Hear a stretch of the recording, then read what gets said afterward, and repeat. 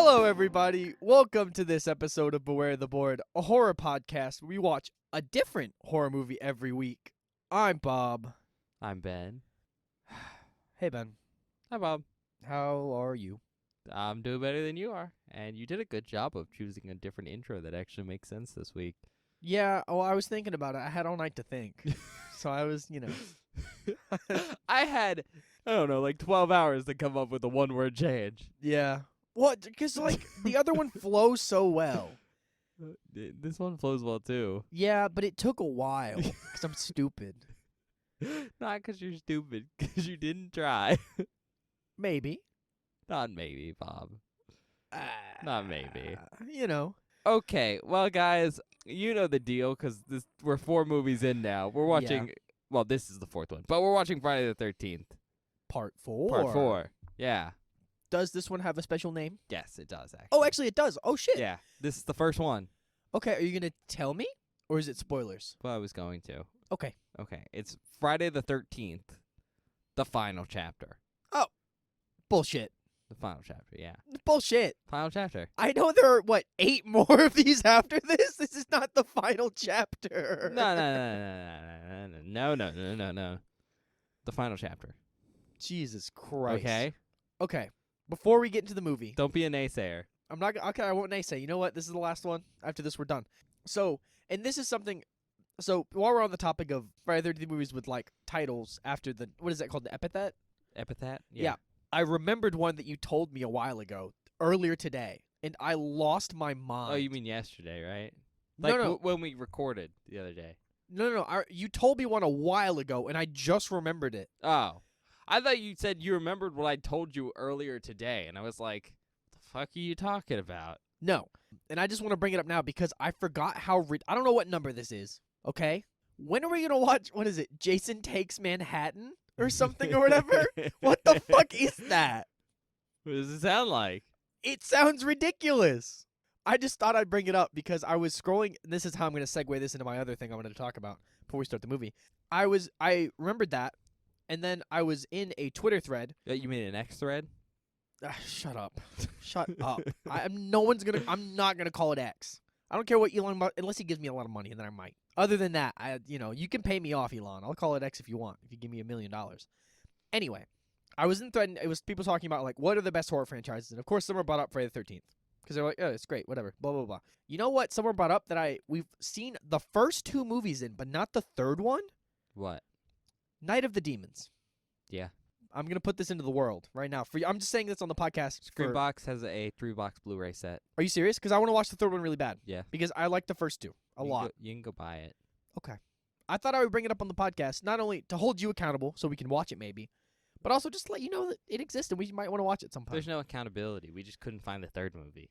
That's true. That's back when we were doing... Oh, God. I was looking at the seasons by playlist. Yeah. Season 1 has 15 episodes. Yeah, that happens sometimes. Season 2 has 12, and Season 3 and 4 both have 10. Yeah. Like a normal amount of episodes. Well, actually, that's probably an abnormal amount of episodes. Well, I mean, for the format we use, 10 is what we normally want. 10 is the minimum, right? Right. Each season is supposed to be 10 episodes, but then we have multiple parts and stuff. But 10 is unlikely because that means I chose no series that had multiple movies. Season 2 only had 10, I think. Where I chose no series that had multiple movies that made sense to watch. Yeah. Which, I mean, obviously happens. It's just unlikely. I think Season 4 only had 10, too. Yeah, it did. Yeah. We've had, I think, 2 seasons in a row. Yeah. I just wanted to bring it up because, A, I want to watch it. B, just interesting that we haven't. And I wanted to put it in your mind as a thought. What, Night of the Demons 3? Yeah. Well, we'll eventually get back to it. That can sit in the corner of the room with all the other series we haven't finished. Yeah, I know. Garbage. It's not. I like those the movies. Trash Man. I almost started into the monologue he gives when he enters, but I stopped myself. Yeah. God, that episode's so good. Have you seen the newest episode of Sunny? No, Bob. Oh, it's called Dennis Takes a Mental Health Bob, Day. you don't. No, stop. Just stop talking. It's so good. It's hilarious. This isn't the place. Well, yeah, okay. Yeah. Stop Whatever. bringing up It's Always Sunny, Bob. You just need to stop yourself. Yeah, it's me. Self-control. It's always me. It's It never is. you. It's always Bob. Mm-hmm. Anyway, we can talk about Friday the 13th Part 4 now. The final chapter. It is the final chapter. My ass. Last movie in the Friday the 13th franchise. It came out in 1984. There's been none since then. What was the last one? 81 or 83? 82, Bob. 82. So okay, a longer period. It's been like 2 years, yeah. That's kind of nice. We're almost caught up to where they are in the actual timeline of that movie franchise. Yeah, almost. That's so dumb. Yeah. All right, description. Jason's final appearance. No, it's not. Why do you keep lying to me? It is. No. Yeah. Oh my god. Okay. It's an hour and 31 minutes long. Okay. It's rated R. Okay. Review scores. IMDb gave it a 6.0 out of 10. Okay. Tomato meter gave it a 24%. Oh. And the audience score a 51%. Okay. I'm at this point I'm kind of over the tomato meter scores for these movies because like they're not I'm just saying this. They're not critically acclaimed films. They're just fun. Yep. So, I don't really care about the critic score all that much anymore. I've kind of gotten past those being low. All right, 2 nominations. Nothing to write home about there. Okay. Because they were all for like DVD stuff. Not again. And also like Saturn Awards again. Not again, bro. Jesus. All right, notable actors. Kimberly Beck as Trish Jarvis. She played Sally in The Big Blue. Corey Feldman as Tommy Jarvis. He played Mouth in The Goonies. Oh! Sorry to interrupt again. I know who that is, so that was cool. I know, you should. Yeah, I love The Goonies. Can we watch The Goonies on the podcast? Is that a horror movie? Yeah, maybe. Please. That'd be fun. Eric Anderson as Rob Deere. Played Bob Gaylord in Unfaithful. You calling me a Gaylord right now? You said that. Oh, my God. Peter Barton as Doug Bell. Played Jeff in Hell Night.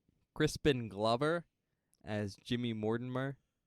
He played George McFly in Back to the Future. Oh, I knew the name. I didn't know who it was. He's the dad. Yeah. Clyde Hayes as Paul Guthrie. Played Steven in Neon Maniacs. Barbara Howard as Sarah Parkington.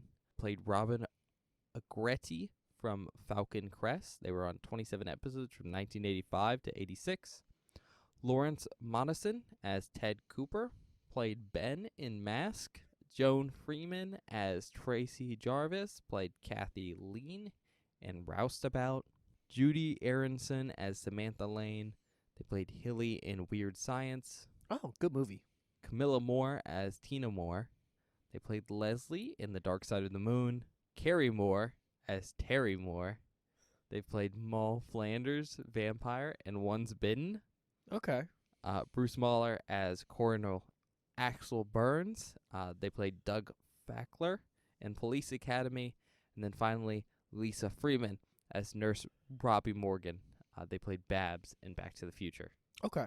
And once again, we'll talk about Jason after the movie. Can you remind me? Because I should remember this. What's the name of the Jason actor from Part 3? Because I can't remember, but I want to... Because I'm assuming at some point, multiple Jasons are going to be the same guy. Richard Brooker. Okay. Because I got to leave that in my pool of guesses. But I'll decide later, because I haven't seen the movie, so I don't know. Yeah, we've had like 6 or 7 Jasons. There have been so many in 4 movies. It's crazy. But we only count like 5 of them. Yeah. Ridiculous. Director.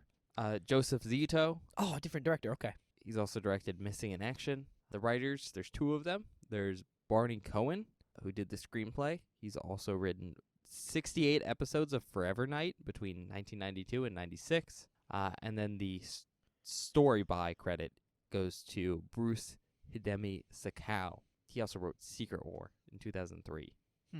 Not Marvel Secret War. No, yeah. I was like, huh? No. The budget is estimated at $2.6 million with a box office turnout of $32.98 million. Jesus Christ. Country of origin, United States, also known as Friday the 13th Part 4, the final chapter, which is the alternative title. Tagline, Jason is back, and this is the one you've been screaming for. Look, after 3, I'm excited. All right. I really don't have a lot of facts for you going into this. Okay. First off, and like right off the bat, this is the final chapter of Friday the 13th, and it's named as such because it was actually intended to be the last Friday the 13th movie. They really wanted to end after this, huh? Mm-hmm. In fact, they wanted to end after the 3rd one. Oh. I mean, yeah, because, like... And they could have. Spoilers here. Jason essentially dies at the end of that movie. Yeah. In the same way that he essentially dies after the end of the second movie. Mm-hmm. So on and so forth. But, like, the third one was intended to be the end of the character. But, surprise, surprise, they didn't put any epithet to, like, tell the audience that it was the final chapter when they made the third one. So it was, quote-unquote, too open-ended for the studio to leave it at that. And also money. And so they were like, we'll just try. We'll try again. We'll try again to end it. And so they were like, but this is the real end. It's the final chapter. Okay. And so they're, like, actually gung-ho to try. And there's kind of two reasons for that. Because even though these films were making money, they weren't well-respected, like, critically. Mm-hmm. And basically the only people who really liked them were horror fans, which in the 80s wasn't a big deal. Yeah, but it still made money. Like, I don't know. It did make money, but basically the producer, Frank Mancuso Jr., was kind of just tired of making them. Because it was kind of like... I mean, yeah, he'd made them, 3 in... Well, he made 2. He produced the third one, and he Mhm. executive produced this one. His dad produced the first one, and he actually worked, I think, crew on the second one. That's cool. He's been doing it, essentially, for a little bit. And I think for him, it was kind of like a blight, you know? Where, like, he really liked it, but he was just getting a lack of respect for, like, his work. So he's just like, Mhm. let's just end it No, I mean, that's fair. and go out on a high note. But the other reason, and I think this one is a lot more obvious, is that slashers were just kind of dying. The genre had peaked, and the bubble has burst by 1984, and they're kind of on the decline there. Okay. So, you know, Paramount had recognized that and just kind of like, let's maybe end this while we can and still make money. A lot of money. A lot of money for the amount of money they're putting in. Now, obviously, since there's 12 movies in this franchise, this would not be the final chapter, and there would go on to be more, but I mean, do it's try. good to know that they actually wanted to end it. That they were actually like, yeah, this is the last one. We're done. And It's then, kind of nice. for my last fact, is obviously, you know, he's back. Huh? He's back. Who? Him. Why am I supposed to understand something here? No, but I thought I'd be dramatic about it. Who is back, Ben? He's back. You're being so vague. And, like, I don't understand. It's Tommy Boy. Yeah, but He's back. he's back. Yeah. He hasn't been here yet. Tom's back. Oh. I was like, why are you talking about Tommy Jarvis right now? No, wait, he's back for this one? Are you serious? Yeah, Tom Savini came back for this one. That's really cool. That's exciting. Because, like, Tom Savini was like, well, if we're going to end it, I'm going to end it.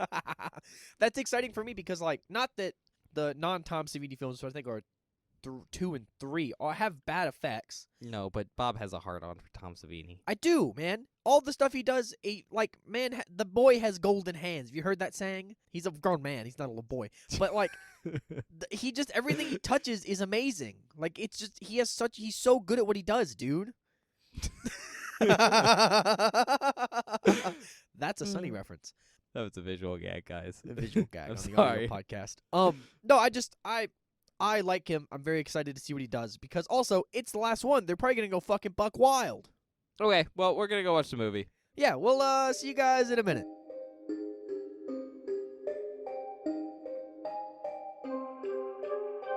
Hi everybody, welcome back. We just finished Friday the 13th, part 4. The final chapter. Well, yeah, the final chapter. Yeah. It All was, right. It was the final one. It's been chaptered. There's no more Friday Nope. the 13th. There's only 4. Yep. There's not 12. Nope. Divide that number in 3. Mm-hmm. Okay, I got some stuff to talk about, and I'm just going to let you guys know now. There's probably going to be a good amount of spoilers for this movie Yeah, And a lot of stuff happens. and the franchise up to this point. Yeah. Throughout this review, and we'll keep the heavy spoilers again in the end. So, Yeah. you know, you can skip those, but you should have seen this movie before you listen to us talk about it. Yeah. If you don't want any spoilers, and you should have also listened or watched the original 3 Mm-hmm. at this point too, if you want to be like clear spoilers on those. But on that note, I'm gonna try and do as spoiler free as possible kind of summary here, Mm-hmm. and you know, that's your little taste if you still haven't watched it. But roughly what happens in this movie is exactly what you expect. A bunch of horny teens go out to a cabin near Crystal Lake and then be horny, and Jason smells it. He knows, bro. He knows. He always knows. And he's like, bonk. no horny. Yeah. The bonks are a lot more sharp this time. Yeah, he takes care of it. There is, however, more than that. First of all, there's a second family. Basically, another family lives right next door to the cabin all the horny kids are at. So, a mom, the daughter, and the little boy, Tommy Jarvis. And the dog. And the dog, Gordon Ramsay, are all together there, too. So, yeah, that's really it. Yeah. There's not much more to it. I mean, yeah. At this point, look, if you're coming into these movies, you want something other than Jason shows up and kills a bunch of horny teens, you're not here for the right reasons. Right, yeah. So, okay, well, spoiler warning, because we're just actually going to talk about it now. Yeah. Hope you thought that was a great summary. All right, first thing right off the bat, kind of a spoiler, but this movie takes place right after Part 3. Yep. You know, I think we talked about it already in the opening, where, like, Part 3 was supposed to be the end. And so they kind of had to go, well, we kind of killed Jason in that one. What do we do now? And the response to that is to start exactly right after Part 3 ends. Like, it's all the police are there cleaning up the bodies from Part 3. The bodies, including Jason's. Yeah. And, you know, Jason gets carted off to the morgue. And that's where we do kind of, like, our opening stuff. Yeah, real cool. It's revealed that, like, you know, Jason's alive, obviously, for this movie to work. And then, you know, he gets our original kills, which are pretty sick. They are cool. Also, we get some just generic pervy coroner guy named Axel, and that's pretty funny. And I just want to say, his interactions with the nurse, and, you know, I'm always bad with names here. Nurse Robbie Morgan. Yeah. Also great. They're pretty funny together. They're pretty funny. But yeah, that starts our movie. That's our cold open right there. And then, assumedly, Jason then walks out of the hospital. Somehow leaves. And makes his way back to Crystal Lake. You know what I really like about that cold open setup? What? Jason in a new environment, which we have yet to see, which is cool in my opinion. It's nice to see him go somewhere that is not the woods or generic cabin place. Yeah, I mean, I kind of like that setup because it actually shows Jason having to, like, recover for a minute. Yeah. Because, you know, Part 3 kind of started off a similar way, where they had, like, Jason basically got killed at the end of Part 2. Yep. It was a lot more easily passed off as him being okay. Yeah, I mean, this was a grievous wound at the end of 3. It was a head wound that should have killed him. Absolutely. Because it was intended to kill him, but whatever. But even then, like, in Part 2, we think he's dead. But we get to see him kind of recover in Part 3, but it's just, like, implied. And so actually getting to see him, like, down for the count and then gets up. Yeah, I mean, he's down for a while. Is cool. Because they cart him, assumedly, like, a while away to a hospital. Then, like, he gets hauled into the morgue for a while because he's, like...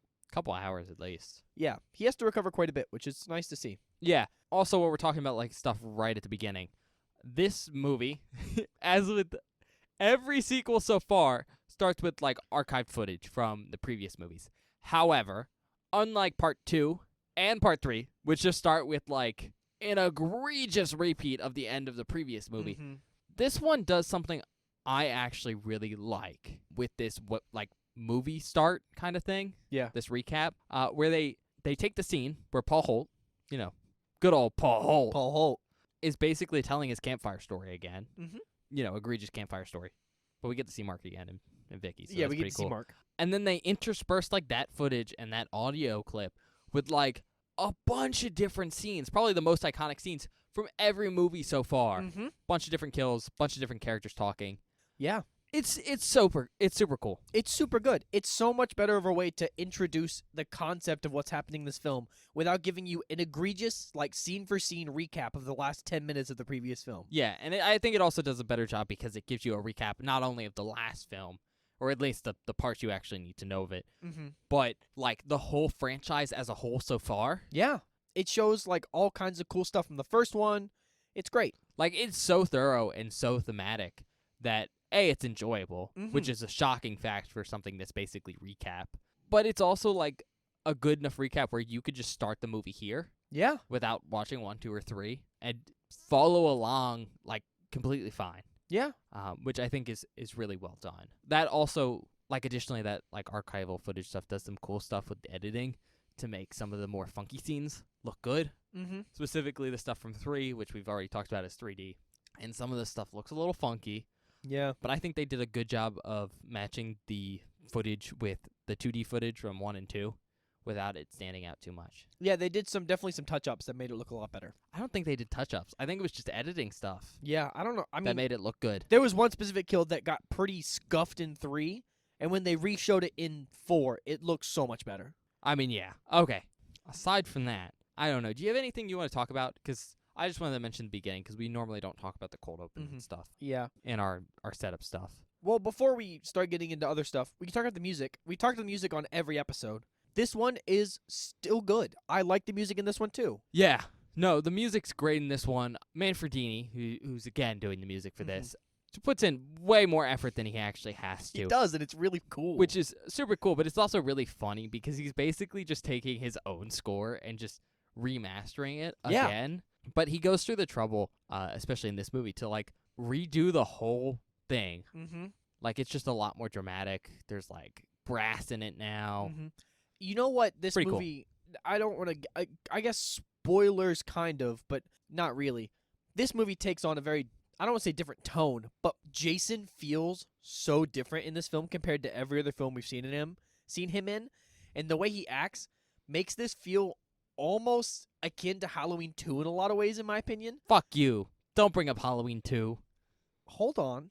And what's cool about Halloween 2 is it's much more fast-paced. In this movie, I think like the way they treat Jason and the way they treat the score they mash together really well, because Jason feels so much more scary and like action killery, almost the way Michael does in 2. Yeah, that's completely fair. Really what's happened is Jason's out in the open now. Like, we've all seen him.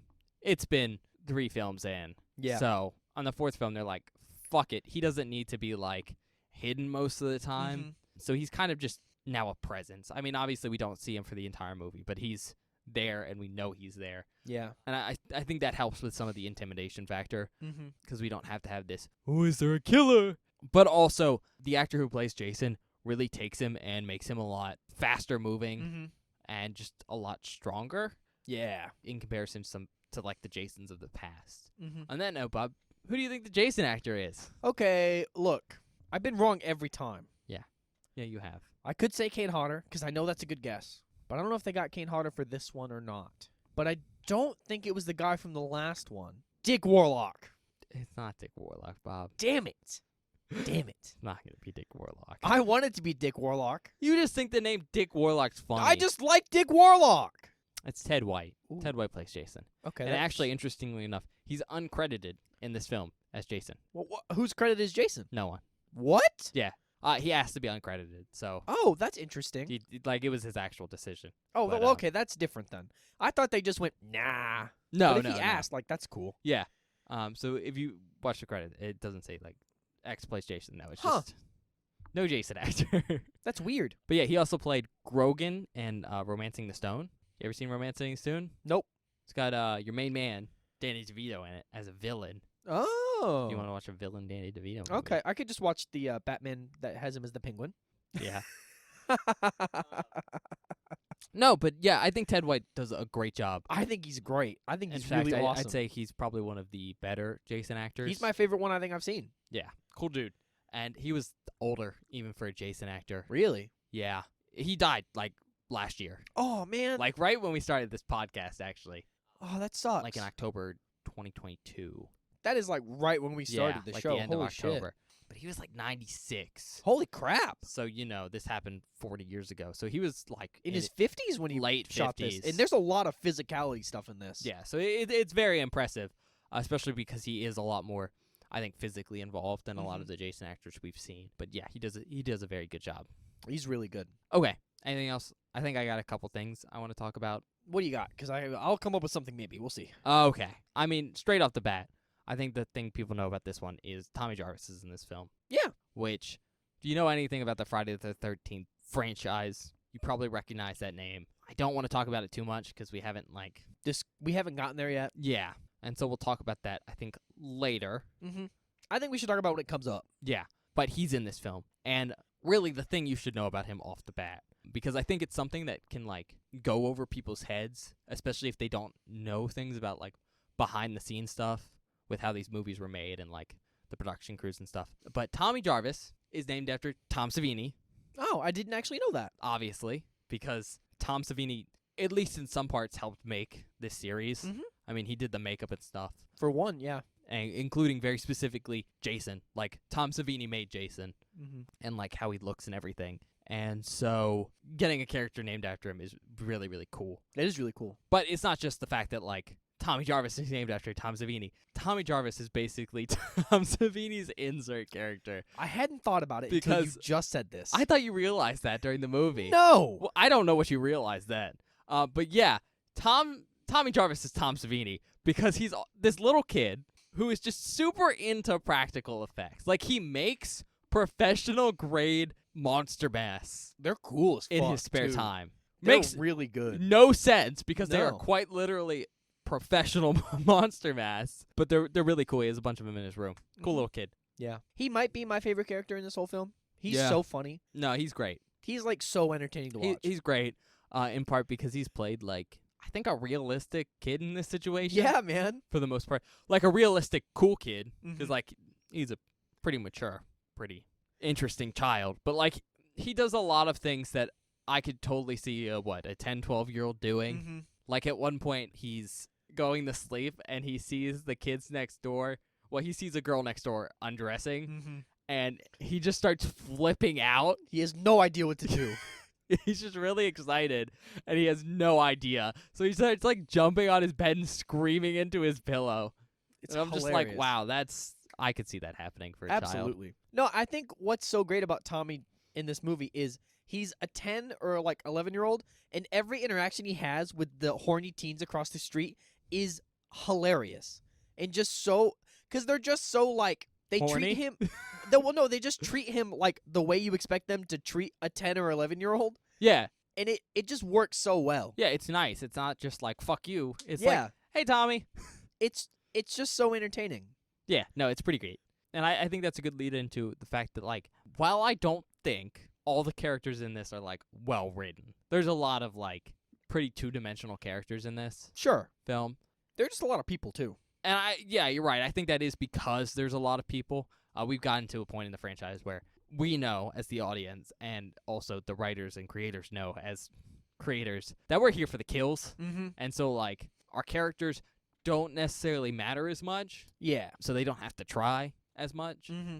which, you know, that has its own downsides because I think you can have a good horror movie with a bunch of characters that's like well written with good characters. Mm-hmm. It's harder. You definitely don't need to put in that effort, but it can help. However, well, this film I don't think puts in all that effort to get those really interesting characters. What it does do is have interesting interactions, Mm-hmm. which I just can't hype up enough because once you start watching films like this, like slasher films, that, you know, are aware of that genre trope of, hey, you're just here for the kills. It doesn't matter about the characters. You run into this issue of, like, just boring scenes. Yeah. Where you have to set up all the characters, and it's just a slugfest of just, oh my god, when is something going to happen? Mm-hmm. I mean, I think that's my biggest gripe about the first movie, And that's fair. where it's just a bunch of boring stuff. And, I mean, the third film's kind of like that, too. Yes. That's what I was gonna say. The third one feels like that for me. I at least enjoy the first one because it's like supposed to be a slow whodunit suspense Yeah. film.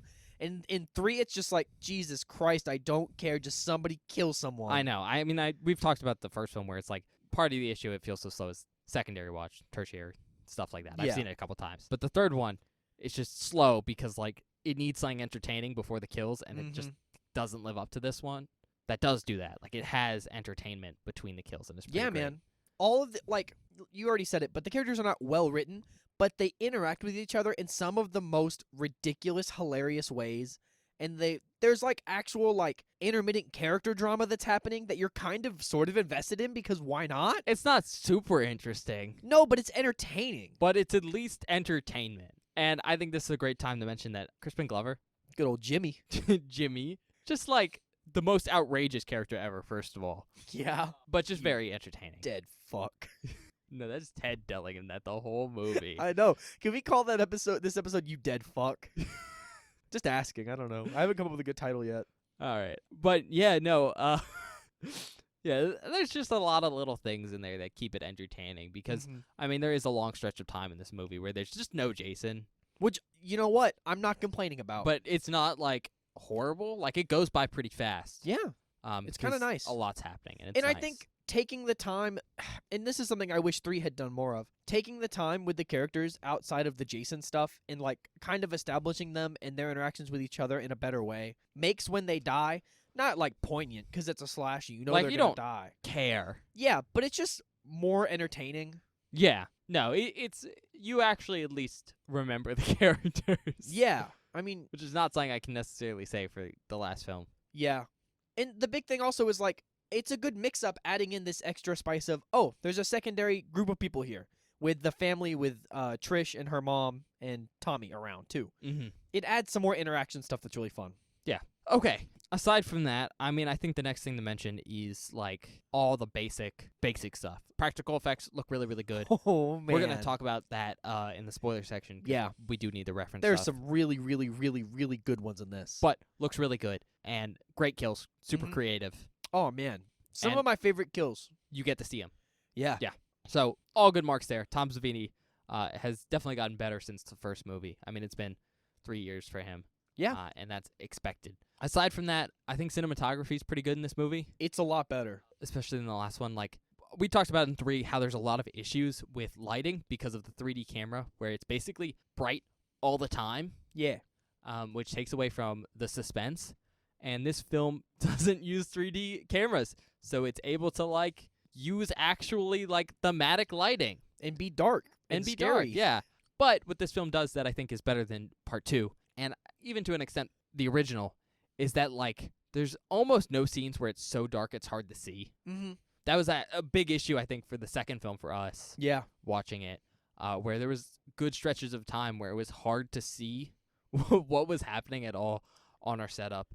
And I know that has to do somewhat with our actual setup of it's not necessarily completely dark in here all the time. And we have an LED TV, which isn't really great for brightness. But, I mean, I'm sure most of you have those same conditions, and so that's probably a similar problem that you might have.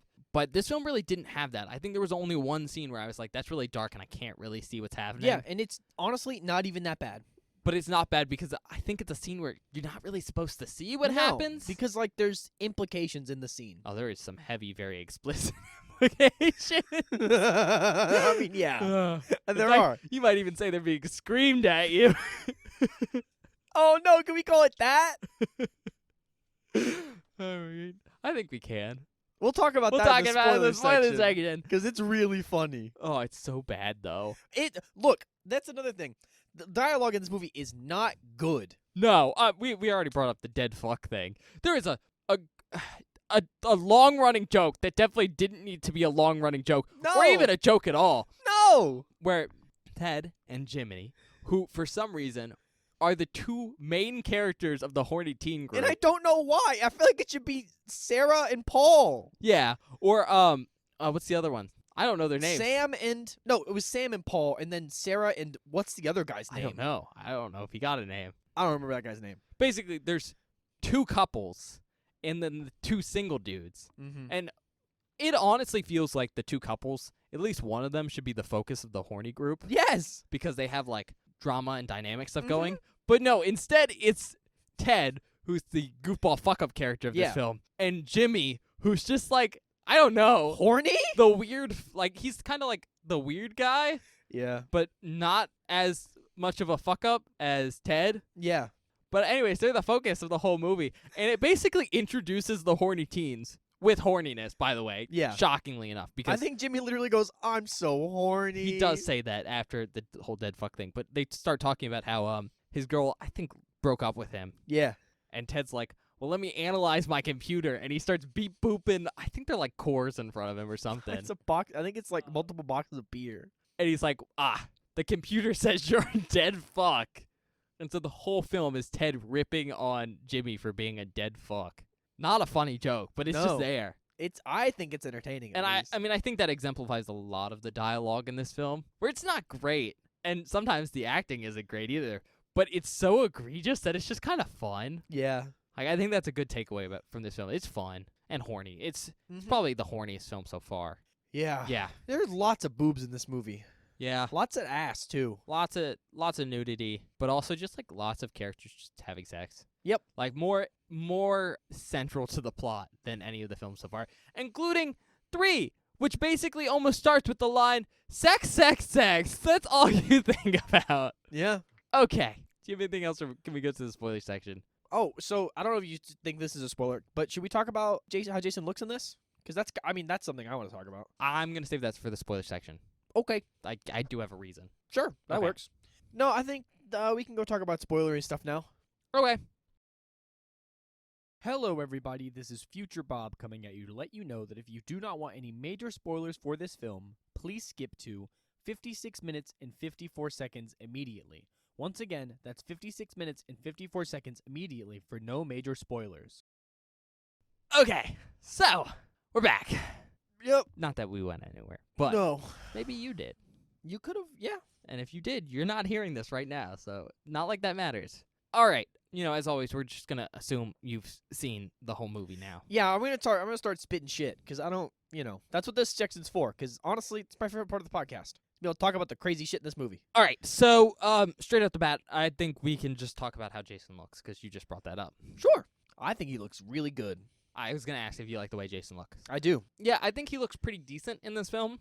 I think the only part that looks a little funky is once he's been macheted in the head. Oh. And he's like sliding down the blade. Mm-hmm. However, I think that looks so funky because it's like an animatronic, I think. Is that an animatronic? Well, yeah, because you can see the eye moving as he's like sliding down the blade That's crazy. and like, just twitching and stuff. I think it looks pretty great, honestly. No, it looks good. It just looks a little funky, but that's just practical effects stuff. But yeah, I think he looks pretty good. He just looks very different from the Jason we see in 2 and 3. And do you know why that is? Oh, because Tom Savini. Right, but do you know why he looks the way he does in this film? No. Okay. He looks like how Jason looked in the first movie. Just bigger. Bigger. Yep, that makes sense. Yeah. Okay. It's the same kind of like facial structuring and stuff like that. Mm-hmm. Which, I mean, obviously, yeah, Tom Savini.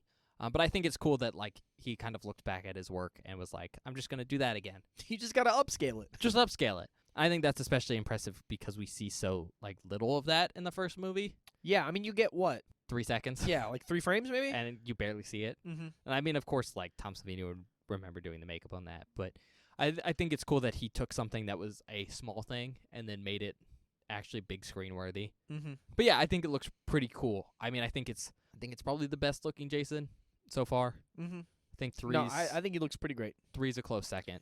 3's a close second. The only thing about 3 that I enjoy more is that Jason is really expressive in 3. Yeah, but in this, he's not as expressive, but I don't really care about that as much in this one because he is just a murder machine at this point. And then 2 is not great.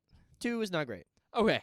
Aside from that, I mean, I think the big thing to note in this film, for spoiler stuff, Tommy Jarvis, like, murks Jason. Oh, my God. Like, straight up cuts his head in half. He destroys that man. It's awesome. We get to watch Jason fall down on the axe, and it gets pushed through, like, the rest of his head. Mm-hmm.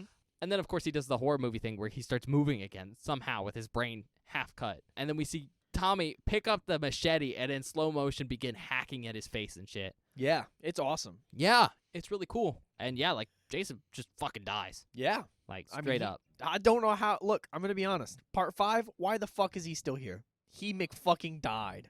I mean, I can tell you if you want. We'll get there. Okay. I mean, look, I'm going to have to wait how many days? Well, spoiler, we record these really close together because we're trying to get through them all. I'm not going to have to wait that long to find out. Like 5 days? Yeah, I'll be fine. Okay.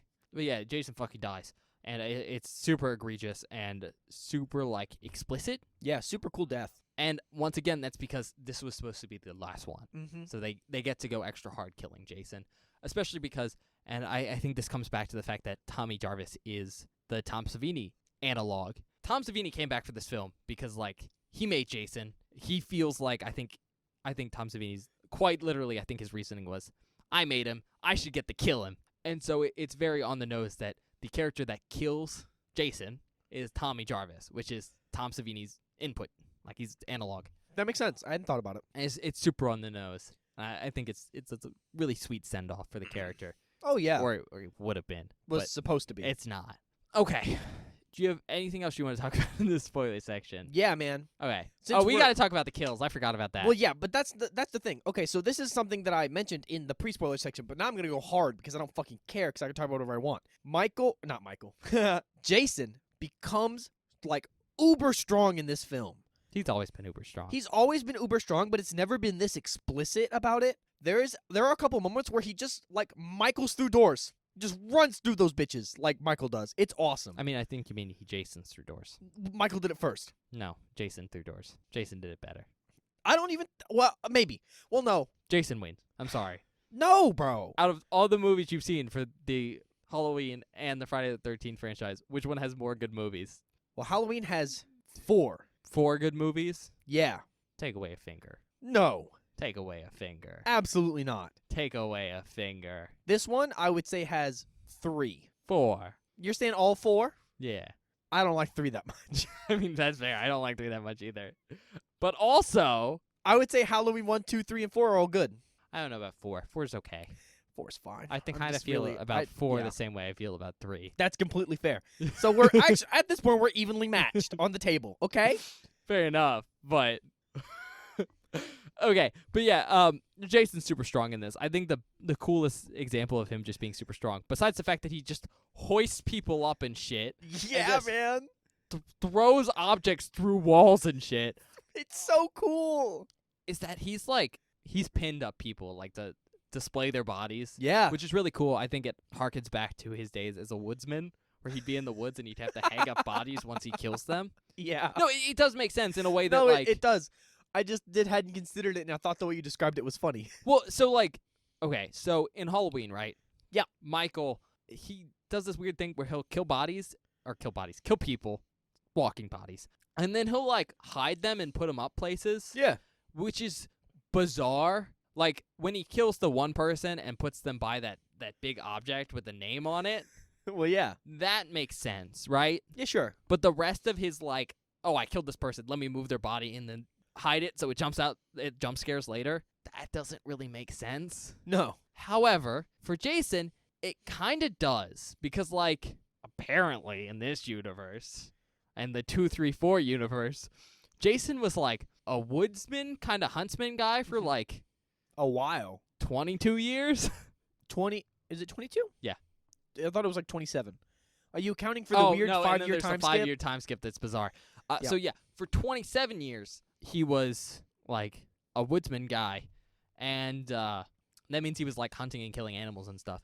And so yeah. a part of that, when you're hunting an animal, is you have to, like, hang it up to drain. And then hang it up to drain, which feels a lot like what he's doing with these bodies in this film specifically. That's fair. I hadn't really thought about it. He'll pin them up with knives, and very specifically, he takes one of the bodies and he, like, spreads the arms out. Crucifies the man. But that's kind of what you do when you're, like, skinning something. Yeah, when you would hang up a deer. So, I mean, I think it makes more sense than with some killers like Michael to have that body movement stuff. No, that's fair. More explicitly than just, like, we gotta set up the final girl circuit. That being said, I do bring specifically that kill where he has the guy splayed out with his arms out. Oh. Because I think it's one of the best shows of strength. Mm-hmm. Because the guy has his arms spread out eagle right in front of a door. So that when the final girl opens the door and gets scared, because there's a body there, she runs away. One of the coolest practical effects in this film, I think, is from that kill, because Jason comes by later and pulls him down, and his hands, like, get ripped off. That's what I was going to say. I think it's probably the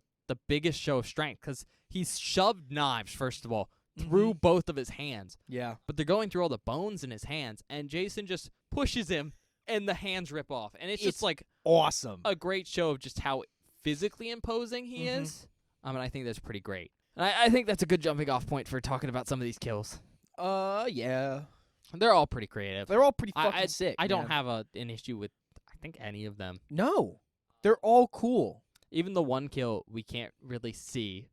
Mm-hmm. We do get to see the effects of later. And it's good. However, even though we can't see it, we do get to hear it happen. And it's so brutal. We just hear screaming, but not in pain. No, we hear the guy go, "He's killing me! He's killing me!" It's so fucking stupid, but also incredibly funny. Oh, it's so funny because it's such, like, bad acting. Yeah. From a character who has not acted that badly the whole movie no, so far. No, he's actually pretty good. It just feels like they gave him no line notes. They were just like, all right, pretend you're being killed. It's really, really funny. But yeah, lots of creative stuff. We got, and I will say, a lot of them are set up. Like, you kind of expect them. I was going to mention this. A lot of the kills in this movie are creative, but they're also, like, they do a lot of really, really, really good, like, setup for the kills and foreshadowing on how it's going to happen to where you see it coming, but it's so satisfying when you see it. Yeah, it's cathartic. Yeah, it's great. And I think that's a good way to do it. And it shows a lot of forethought going into them. Mm-hmm. I think one of the best examples is one of the characters is like, where's the wine cork? That's the one I love so much. The second he says that, you're like, oh my God. He's going to get killed with the wine cork. And, you know, of course that does happen, except he doesn't necessarily get killed with the wine cork. Ooh. No. What you don't expect is it goes into his hand. And restrains him. And then he gets like a cleaver to the face. It's awesome. And there's a bunch of stuff like that. Like, I think one of the cooler kills in this film is we see someone like hop on a raft in the middle of a lake. Yep. Naked, of course. Why not? And you're like, something's going to happen here with the raft. They're in a boat in the water and Jason's about. And, you know, you expect for just something to come up, I think, underneath. Yeah, because it's explicitly a rubber raft. But instead of something just coming up from underneath, no, Jason pops up over top, holds it down, and then stabs through. Mm-hmm. You know, just lots of stuff that's just a good setup. Mm-hmm. And, you know, throughout the film, it just has stuff like that. And again, very good practical effects. So good. Some cool hand gore stuff. If you're not comfortable with, like, some body horror involving hands, maybe not the film. Because, like we said, there's that tear scene, but there's another really good one where someone That one surprised me because of how it happens. It's so cool. Oh, and you see things move afterwards. It's awesome. All right. Oh. Yeah. Oh, what were you going to say? Sorry. No, I was just going to ask you if you have something. Oh, yeah. So we haven't talked about the cold open kills.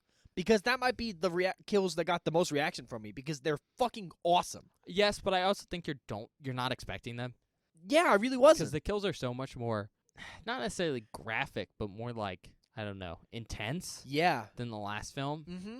Because I think the last film, while they were pretty graphic, they lacked some of the realism because of the goofiness of the 3D. That's fair. I hadn't and really so, thought about like, these kills, there's a slow build up. So when they hit you fast. But it's just like an immediate tonal set when you just see like blood and gore, and it's just like, oh, that character's dead immediately. Yeah, it's. I just want to talk about the first one of the practical. Or I can't even speak because I'm so. The first one of the cold open. The first one from the cold open is, Jason's in a hospital, so Jason has access to new stuff because he's in a hospital. He takes a fucking bone saw and goes to cut a man's head off. You're like, oh, he's gonna cut his head off. He gets about, I don't know, a quarter of the way through. No, he does one pull on the He does like one pull and then just fucking twists his neck all the way around. You get to see the whole thing. Yeah. It's awesome. Mm-hmm. I think it's like one of the, at least for me, it was like the setup of like, oh yeah, he's uber strong now. Yeah. Like it was the establishing like, oh shit, he's like Michael levels of ridiculous strong. And I mean, he's been strong like this strong the whole time. It just hasn't been as explicit with it. Yeah. It's super good. Do you have anything else to add? About kills specifically or just general spoilers? General stuff in this section. The very end. Because we haven't... we talked about that. Huh? We talked about that. Well, the implication thing at the very, very end. Oh. Yeah. Because I don't know if I like it or not, because it's a bit of a trope at this point. I've seen it in multiple other films, and it's fine. Basically, they close up the film. I'm just going to say, Trish survives. Yeah. That's Tommy's sister. And she's in the hospital, and she's talking to the cop, and she's like, can I see my brother? The cop's like, yeah, for a minute. And Tommy Jarvis comes in with his head still all shaved and stuff, which I just want to mention now because we haven't so far. Kind of cool. Yeah, it's cool. It's a good way to, like, make his whole special effects stuff make sense. Yeah, it'd be useful. Like the fact that he's able to very quickly, like, do himself up to look like how young Jason looked. To, like, trick Jason to get him to slow down enough for his sister to, like, hit him. I also think it's a nice little reference to Friday the 13th Part 2, which so far is probably one of the better films, at least ending-wise. Yeah, that's fair. But anyways, Tommy Jarvis is still looking a little bit young Jason-esque, and he goes and he hugs his sister, and then we hear the stuff playing with the theme song. Implying that Jason is dead, but he lives on in Tommy. Yeah, and then it slow motion focuses on Tommy just like opening his eyes and staring into the camera creepily. And you didn't like that? It's fine. Yeah. I don't hate it, but it's just something that I'm like, I don't know, kind of tired of because I've seen it in a lot of other films. Yeah. What are you talking about? specifically? The end of Halloween 4. Mm. The end of Rob Zombie's Halloween 2. Mm-hmm. Here's some other ones. But yeah, I don't hate the idea of a killer passing on after the killer has died and becoming a different person, but I'm just kind of like, I would like to see it done in more creative ways, I guess. Yes, but you have to understand that this one did it first. Fair enough. Because this beat Halloween 4 by 4 years. Yeah. But also, like, it's the result of trying to end a killer, like, with some finality. Because it's like, we've killed the main antagonist of this franchise, which, great, had a good movie. But what do we do now in case we want to make another movie? I mean, fair enough. Because, when you're making a film like this, well, there is always the chance your killer could come back for another film. You usually don't want that, and so you usually have to set up potentially something else that you could use. And, I think this is the most simple way to do that. It's fair. Additionally, I think what works so well about this end scene, because, like, I'm a little iffy on it, too. I think it's a little funky, especially because, surprise, surprise, there's more Friday the 13th films with Jason. So I think it seems a little funky in retrospect. But I do think the other thing that's nice about it is that it implies that, like, Tommy Jarvis isn't okay. Yeah. And I don't think he should be okay. It's pretty traumatic what he had to do and what he witnessed, so understandable. And like, right before he's introduced in this last scene, the cop goes, yeah, he's perfectly fine. And I think this is a nice little, like, switch up on that of, like, no, he's not. He's messed up, and he's not going to be okay. And so I think in that aspect, it's pretty nice. Do you have anything else? I don't think I have anything else. Okay. Then I have two more things to add before we, like, move on and then do our reviews and stuff. Mm-hmm. First of all, from what I know, and I don't know too much about this, because, again, don't have access to Blu-rays and shit, but the way Jason dies in this film was not, like, the original intended way he was supposed to die. Okay. Apparently, I think Tom Savini was the one who suggested that this original kill. There was supposed to be, I think it was like a microwave contraption that blew his head up that Tommy would use. That'd be pretty sick. Because it'd just be pretty sick to look at. Mm-hmm. But I think one of the producers or stuff was like, make it a little less big. I think because even though they were trying to end the franchise and kill off the character, there was a little thing in the back of people's minds going, maybe we should make it so he could potentially come back. Fair enough. And so I think that's why this isn't like he just explodes. But I think it is still pretty explicit that he dies. Mm-hmm. You know? Oh, he's definitely dead. And then the other thing I want to mention, because I think it's kind of important, is that there was I think we've talked about this before on the podcast, but like sometimes to get a really good movie, you have directors that are particularly like harsh. Oh no. And what's the really famous one, like Kubrick? Yeah, who would like bit emotionally abuse some of his cast. Yeah. And there's some really, really bad horror stories about that. And from what I've heard, again, I don't know too much about it, this director is kind of like that. Not as intense, but he was just he just pushed his cast very hard to get like certain scenes done. Mm-hmm. The one I've heard about that's like especially bad, and that's why I've kind of heard about it, is the scene with the character where they are in the water on the rubber raft and they die. Mm-hmm. So from my understanding of it is they're nude, and it wasn't like a closed set that day when they were filming. So there was just a shit ton of people. What the fuck? Which is, very uncomfortable. Like, that's not an appropriate way, I think, to handle that. Mm-hmm. But it was very, very cold. Oh. And wet. Well, yeah, they're in a raft on the water. Yeah, but I think it was like winter, fall when they were filming. That sucks. And so it was very, very cold. And, of course, the character's naked on this wet raft. And they had to do multiple takes. I think they filmed, like, all night. Oh, my God. And it apparently eventually got to the point where I think the actor was, like, starting to get hypothermia. Holy shit. And, like, Ted White had to step in and go, like, stop, or I'm going to quit. Damn. Good on him, man. Which, I think it's very good on him. That's why I bring it up. But, it's hard stuff like that, where it's like, you get good takes, because I think that kill's very good in this movie. That kill's really good. But there is, like, sometimes consequences. I think that's important to mention. Especially because, like, to get it to, like, quit, Ted White had to be on, like, a bad footing with the director for the rest of filming. Damn. But it gets, I don't think it was, like, intentionally abusive. I think it was just the director trying to, like, get the best take out of his cast. Yeah, it's but, just like, sometimes that's hard, Sometimes you go a little too far. Yeah. I don't know. You would just think that, like, and I guess it was the 80s, so different standards by today, you know what I mean? But if there's something that I learned in theater, if an actor or someone says they don't want to do something or something is going too far, you just don't do it. Like there's just a line, and you just can't cross that, you know what I mean? Yeah, and I mean I think it's hard because like I don't mean to be mean when I say this, but that's like stagecraft, especially like small like stagecraft versus multi-million-dollar movie. I mean, and fair. So there's a lot more at stake. But I mean I kind of think you're right where it's just like it's very important to make a very good movie, but then they're sometimes going too far, you know? Mm-hmm. I think I've seen a clip and it's an interview with Robert, Bob's dad. Mm. Do you want to explain who your dad is? Lloyd Kaufman. Yeah, Lloyd Kaufman. Who I guess he owns Troma, right? Yeah. Like, actually, does he actually own it? It's him and somebody else. I don't think it's his brother, right? I think so, yeah. Anyways, Lloyd Kaufman, he's like in charge of Troma Entertainment, which is like I don't even want to call it a B movie production company, but they're like this really kind of shitty exploitation B movie thing.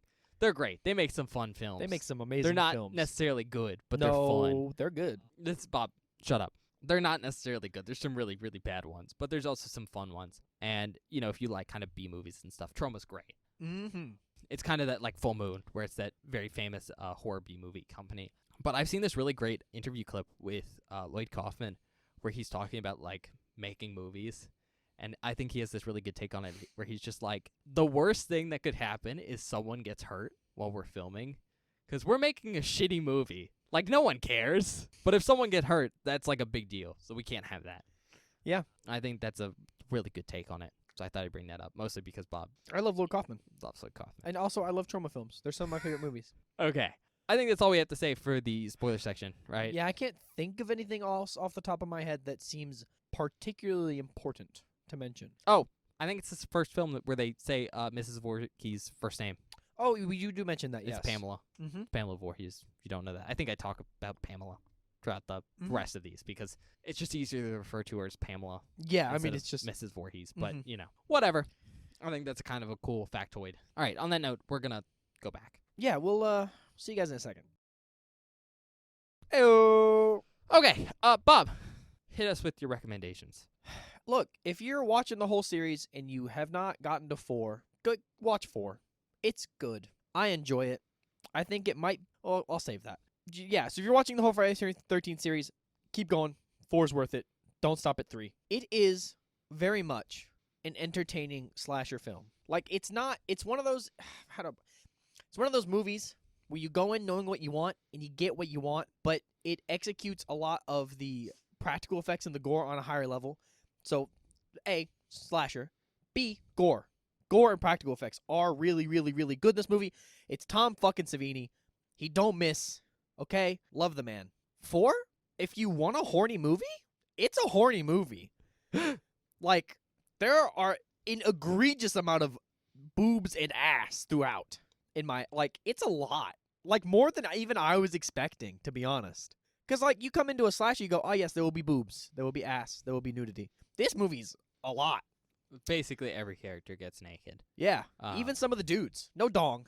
Sorry about that spoiler. But, you know, I think those are my 4 recommendations. Okay. Straight off the bat, if you like Friday the 13th, I mean, I think this is both a very good film in the franchise, especially for early movies.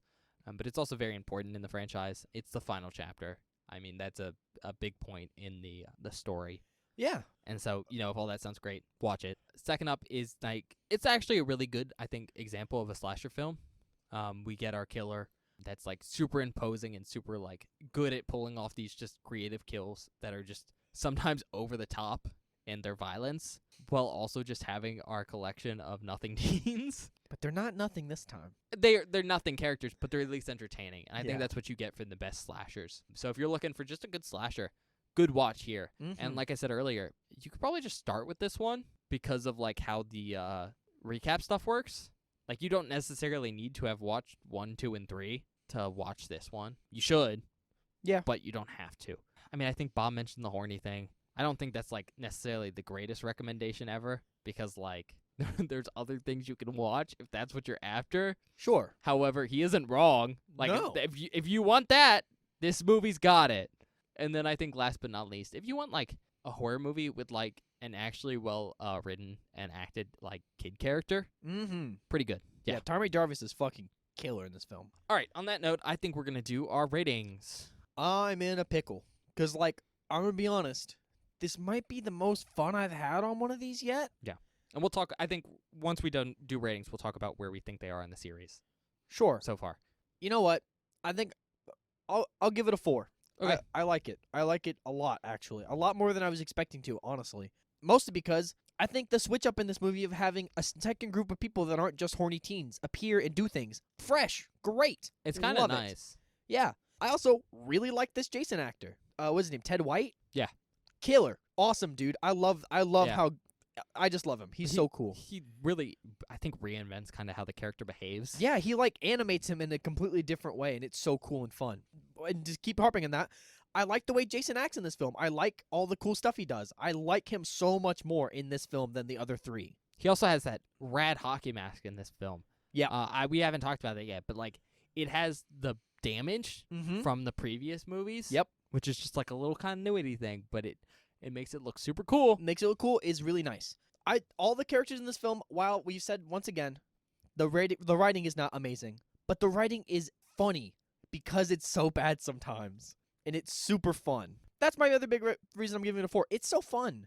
It's like the first one of these where I went, oh my god, like, it's just entertaining to watch. This is the first one that's felt really, like, iconic to me in a lot of ways. Like, the first one is iconic for a completely different reason. Yeah. The second one, fine.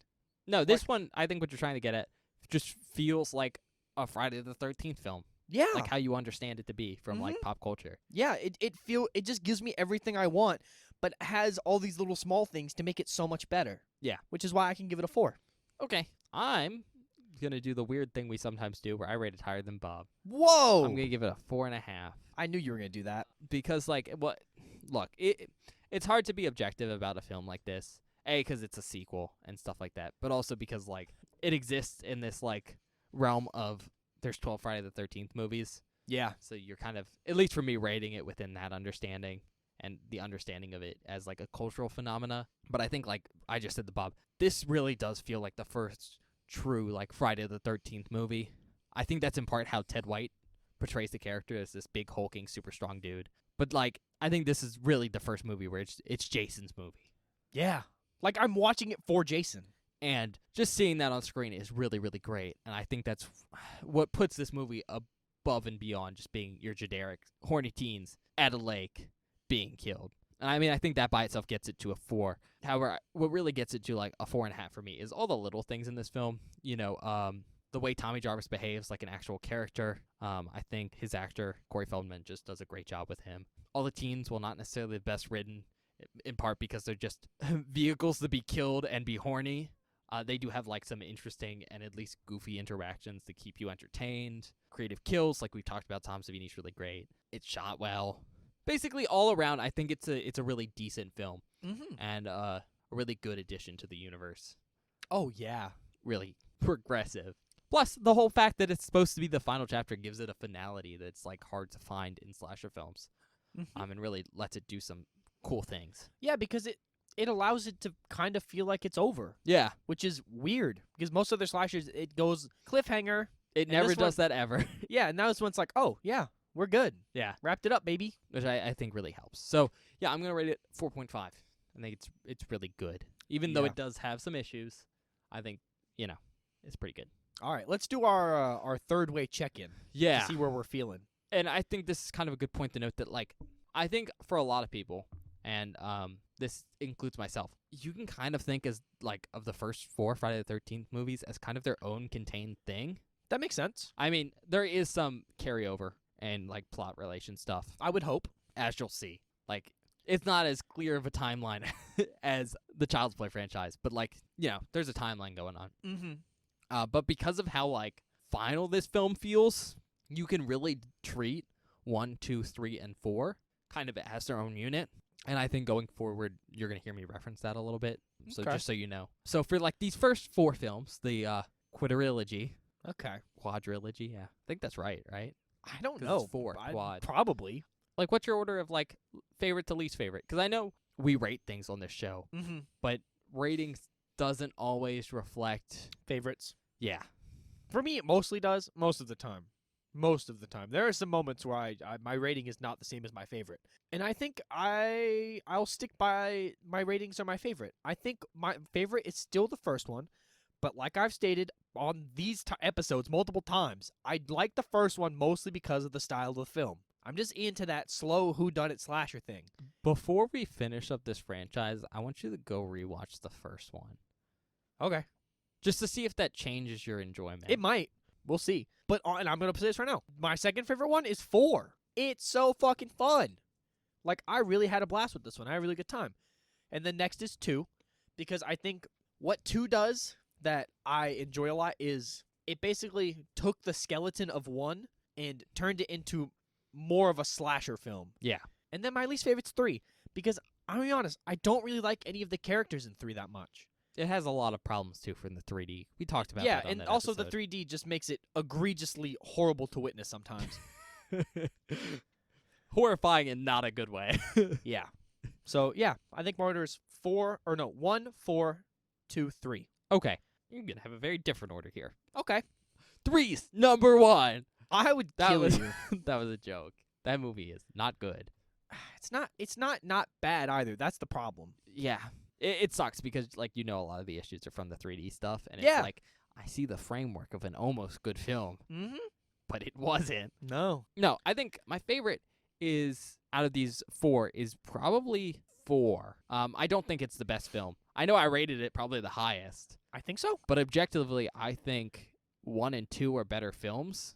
Fair enough. Which, super weird that I didn't rate them as high. But I do think they both have issues. And while I do try to be objective with my rating system, I'm also rating it from, like, I think a recommendation standpoint. Mm-hmm. But, like, I think 4 is just the most fun. It's the so most, fun. like, Friday the 13th film so far. And for that reason alone, I think it has to go in the first spot. My second is actually Part 2. Fair enough. Because, A, I really, really like that film. I think it is, overall, much better than this one, in part because of the characters. The characters in that film are probably the best written characters so far in the franchise. You get Ted, Paul Holt, Paul Holt, Vicky, Mark. Mark. Oh, I still love Mark. It's all pretty great. Like, there's so much characterization. The plot's pretty good. It's basically like a revamped version of the first movie, but in a lot of ways done better. Yeah. And so I think it's pretty great. In fact, the only reason it doesn't go first for me is because I just prefer this version of Jason. Yeah, man. I think it's a lot more in tune with what I want with the character. And I think that's the only thing keeping me from putting 2 in first place. Could you imagine if they threw Ted White into 2? I'd lose my mind. Yeah, and I mean, see, part of my issue, though, is, like, I think the main Jason actor in Part 2 does a good job. No, he does do a good job, but it's just a very different Jason. Yeah, I know.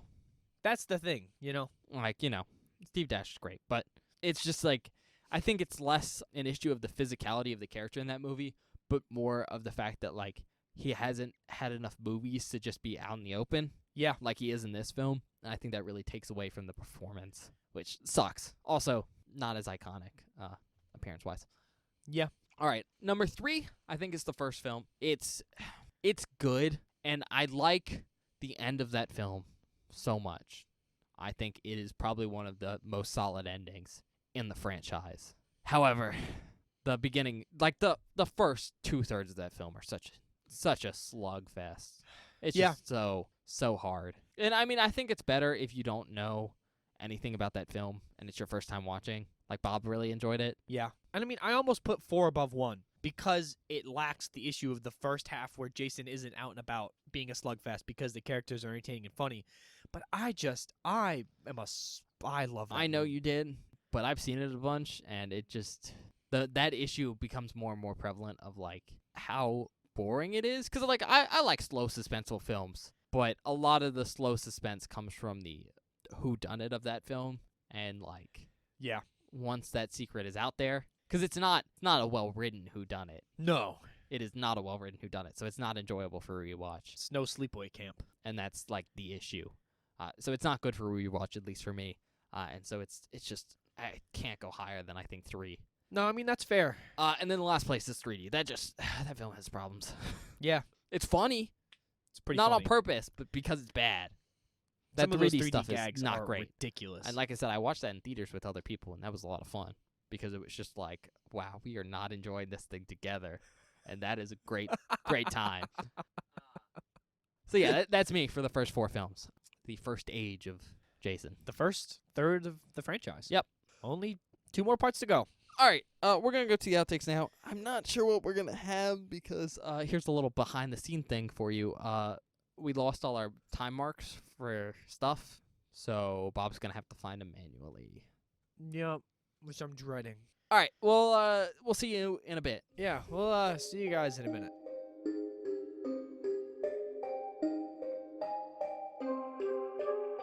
Hello, everybody. Welcome to the outtake section for this episode of Beware the Board. I hope you're enjoying our review of Friday the 13th Part 4 so far.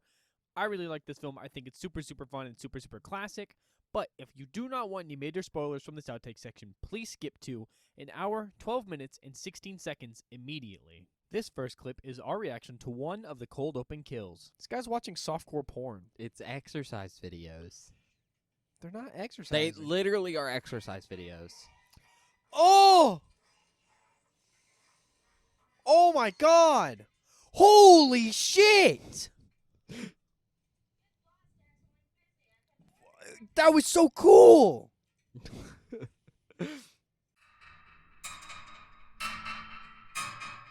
This next clip is our reaction to where Jason has been this entire film. Oh! Oh my god! That's like some Michael level bullshit right there. The spear gun. Well, we know where he got that from. I think he must have recovered it. He probably just went back. That's and where he's got it. been the whole movie. Picking up his shit from the last movie. Not his shit, just the spear gun. Yeah. I guess they left the mask on him when he was in the hospital for some reason, which was weird. This next clip is our reaction to one of the more creative kills in this film. She might have heard her. The last words my sister said to me. You slut. I'm just... Oh. What? Holy shit!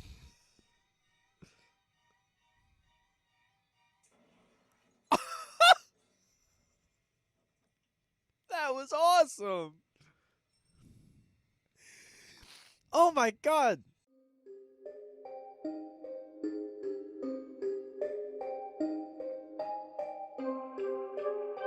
Hi everybody. Welcome back. I hope you enjoyed the outtakes. I'm sure there were quite a few. I don't know how many we got. Probably some pretty funny ones, I'm going to be honest. Movie had some exciting kills and I screamed a lot. Do we have any announcements, Benjamin? Nothing like explicit except, normal Friday episodes. And then these are coming out on Saturdays and Wednesdays. Yep. So check out part 5 next Saturday. Yeah. We're almost halfway there. Almost.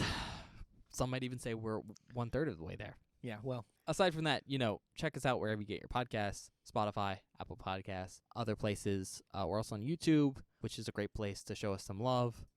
We can see your subscriptions and your likes and stuff like that. And that's kind of cool. YouTube's also great because it's one of the 2 places you can communicate with us at.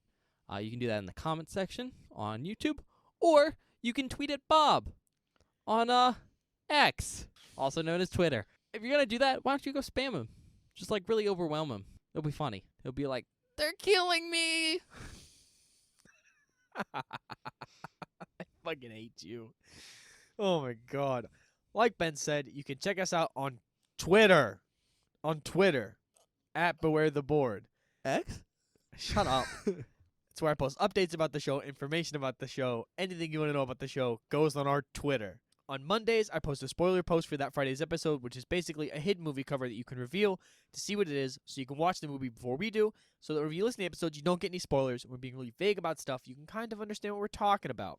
Then, on Friday, or whatever an episode goes live, I post a link to the episode, so if you ever miss an upload or when something up, all of the links to all of the episodes should be on our Twitter. Last thing, check us out on TikTok and YouTube Shorts, at Beware the Board. It's where I post short-form content for the show. So if you like short-form content and are interested in it, We have some TikToks and stuff. It's old clips from the show, new stuff from old episodes. Basically, anything that I could cut into a little clip, I put it on YouTube Shorts and on our TikTok at Beware the Board.